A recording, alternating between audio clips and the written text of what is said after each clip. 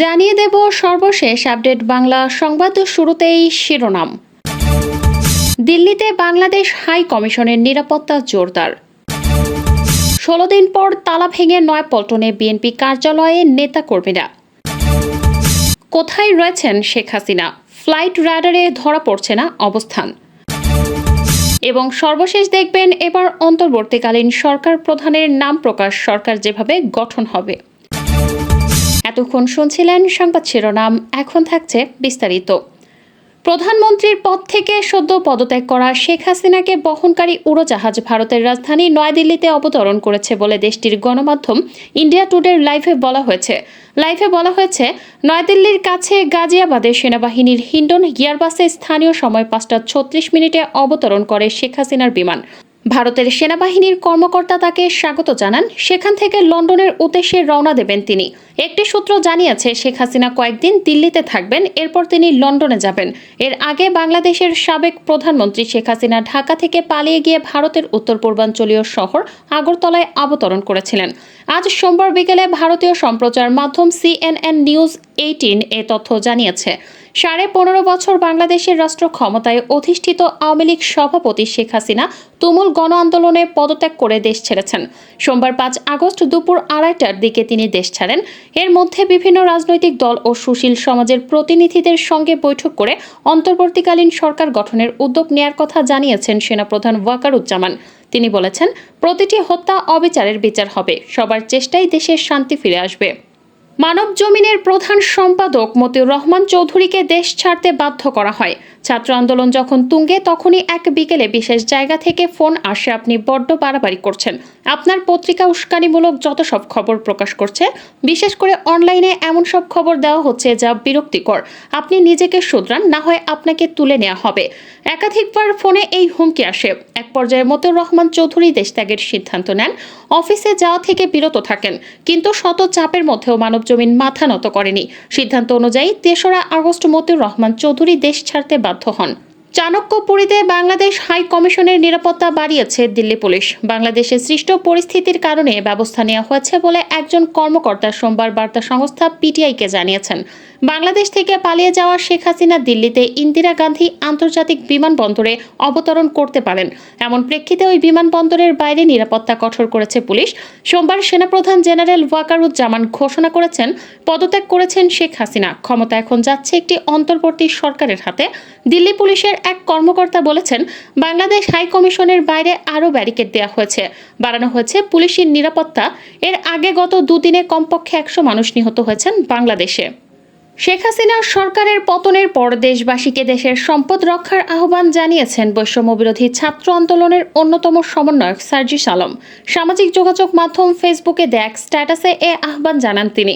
সার্জিস বলেন, এ স্বাধীনতা বাংলাদেশের মানুষের। এই মুহূর্ত থেকে দেশ ও দেশের মানুষের সম্পদ রক্ষার দায়িত্ব আমাদের সবার, কারণ এসব আমাদের প্রাণের বাংলাদেশের। এর আগে সোমবার বিকাল 4টার দিকে জাতির উদ্দেশ্যে ভাষণ দেন সেনাপ্রধান জেনারেল ওয়াকারুজ্জামান। তিনি বলেন, রাজনৈতিক ক্রান্তিকাল চলছে, একটি অন্তর্বর্তীকালীন সরকার গঠন করা হবে, সব হত্যার বিচার হবে, সেনাবাহিনীর ওপর আস্থা রাখেন। আমরা রাজনৈতিক দলের নেতাদের সঙ্গে বৈঠক করেছি। জনগণের উদ্দেশ্যে সেনাপ্রধান বলেন, দেশের শান্তি শৃঙ্খলা বজায় রাখেন, আপনারা আমার ওপর আস্থা রাখেন, একসঙ্গে কাজ করি, দয়া করে সাহায্য করেন। মারামারি সংঘাত করে আর কিছু পাবো না, সংঘাত থেকে বিরত থাকুন, সবাই মিলে সুন্দর দেশ গড়ব। হযরত শাহজালাল আন্তর্জাতিক বিমানবন্দরের কার্যক্রম ৬ ঘণ্টার জন্য বন্ধ থাকবে। আন্তঃবাহিনী জনসংযোগ পরিদপ্তরের আজ সোমবার সন্ধ্যা ৬টার দিকে এক বিজ্ঞপ্তিতে তথ্য জানান। ১৬ দিন পর তালাবদ্ধ থাকার পর বিএনপির কেন্দ্রীয় কার্যালয়ে ঢুকেছেন দলটির নেতাকর্মীরা। সোমবার বিকাল ৩টা ৫৩ দিকে বিএনপির ভাইস চেয়ারম্যান ডক্টর আসাদুজ্জামান রিপনের নেতৃত্বে দলের নেতাকর্মীরা তালা ভেঙে কার্যালয়ে প্রবেশ করেন। সরেজমিন দেখা গেছে, বিকাল ৩টা থেকে নয়াপল্টন বিএনপির কেন্দ্রীয় কার্যালয়ের সামনে নেতাকর্মীরা জড়ো হতে শুরু করেন। পরে কার্যালয়ের সামনে আসেন আসাদুজ্জামান রিপন। ৩টা ৫৩ দিকে আসাদুজ্জামান রিপন হাতুড়ি দিয়ে তালা ভাঙা শুরু করেন। পরে নেতাকর্মীরা রড এনে তালা ভেঙে কার্যালয়ের ভেতরে প্রবেশ করেন। দ্রুত গণতন্ত্র সুরক্ষিত রাখার প্রয়োজনের কথা তুলে ধরেছে ব্রিটেন। ব্রিটিশ প্রধানমন্ত্রী স্যার কিয়ের স্টারমারের একজন মুখপাত্র বলেছেন, দ্রুত বাংলাদেশে গণতন্ত্র নিশ্চিত করতে হবে। এ খবর দিয়েছে অনলাইন বিবিসি। এতে বলা হয়, ডাউনিং স্ট্রিটের ওই কর্মকর্তা লন্ডনের সাংবাদিকদের বলেছেন, সম্প্রতি বাংলাদেশে যে সহিংসতা দেখা গেছে তাতে গভীর শোক প্রকাশ করেছেন ব্রিটিশ প্রধানমন্ত্রী। তিনি আরও বলেন, গণতান্ত্রিক রীতি পুনরায় প্রতিষ্ঠা নিশ্চিত করতে দ্রুত পদক্ষেপ নেওয়া হবে বলে আশাবাদী তারা। বাংলাদেশের জনগণের শান্তি ও নিরাপত্তা নিশ্চিত করতে এই প্রক্রিয়া ত্বরান্বিত করতে হবে। বাংলাদেশের সদ্য পদত্যাগ করা শেখ হাসিনার চূড়ান্ত গন্তব্য নিয়ে যখন নানা জল্পনা, তখন এমন মন্তব্য করেছে ব্রিটেন। ভারত ও বাংলাদেশের মিডিয়াগুলো বলেছে তিনি লন্ডন যেতে পারেন। চলমান সার্বিক এই পরিস্থিতিতে দেশের সর্বস্তরের জনগণকে শান্ত থাকার জন্য আহ্বান জানিয়েছেন রাজধানীর এভারকেয়ার হাসপাতালে চিকিৎসাধীন বিএনপি চেয়ারপারসন বেগম খালেদা জিয়া এবং ভারপ্রাপ্ত চেয়ারম্যান তারেক রহমান। বিএনপি চেয়ারপারসনের প্রেস উইং কর্মকর্তা শামসুদ্দিন দিদার এ তথ্য নিশ্চিত করেছেন। ফাইটার-24 অ্যাপে ধরা পড়েছিল শেখ হাসিনার বিমানের রুট। বাংলাদেশ বিমান বাহিনীর ফ্লাইট AJAX1431 সম্ভবত সাবেক প্রধানমন্ত্রী শেখ হাসিনাকে বহনকারী এখন ফাইটার-24-এ সবচেয়ে বেশি ট্র্যাক করা ফ্লাইট হয়ে উঠেছে। ঢাকা থেকে ছেড়ে যাওয়ার সময় ফ্লাইটটি উল্লেখযোগ্য মনোযোগ আকর্ষণ করে। 22,000-এরও বেশি ব্যবহারকারী বিমানটির যাত্রা নিবিড়ভাবে পর্যবেক্ষণ করছিলেন। AJAX1431-এর প্রতি মনোযোগ বাংলাদেশের রাজনৈতিক পরিস্থিতির প্রতি বৈশ্বিক আগ্রহের বিষয়টি তুলে ধরে। তবে সেখানেই দেখা গিয়েছিল পশ্চিমবঙ্গ, ঝাড়খণ্ড পেরিয়ে উড়ছিল বিমান, কিন্তু হঠাৎ করেই বিমান উধাও। ফ্লাই রাডারে ধরা পড়ছে না হাসিনার বিমানের সঠিক অবস্থান। স্বাভাবিকভাবেই বাড়ছে ধোঁয়াশা। কোথায় রয়েছেন শেখ হাসিনা, কোথায় বা নামবে তার বিমান?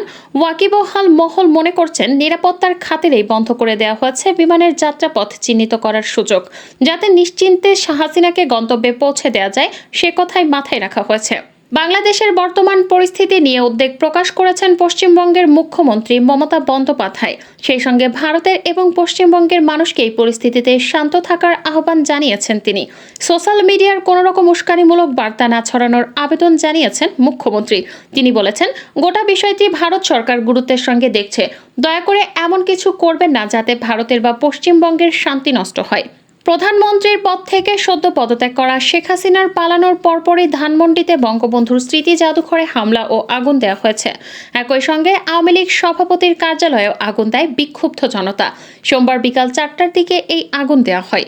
জামায়াতের সকল স্তরের নেতাকর্মী, ছাত্র, শিক্ষক, অভিভাবক, রাজনৈতিক দলসহ সর্বস্তরের জনতাকে ধৈর্যের সঙ্গে পরিস্থিতি মোকাবেলা করার জন্য আহ্বান জানিয়েছেন দলটির আমির ডাক্তার শফিকুর রহমান। সোমবার এক বিবৃতিতে তিনি এ আহ্বান জানান। শফিকুর রহমান বলেন, এই পরিস্থিতিতে আমি জামায়াতের সকল স্তরের নেতাকর্মী, ছাত্র, শিক্ষক, অভিভাবক, রাজনৈতিক দলসমূহ ও সর্বস্তরের জনতাকে ধৈর্যের সঙ্গে পরিস্থিতি মোকাবেলা করার আহ্বান জানাচ্ছি। বিভিন্ন ধর্মাবলম্বীদের উপাসনালয়, বাড়িঘর ও সম্পত্তির নিরাপত্তার বিষয়ে সবাইকে সতর্ক থাকতে হবে।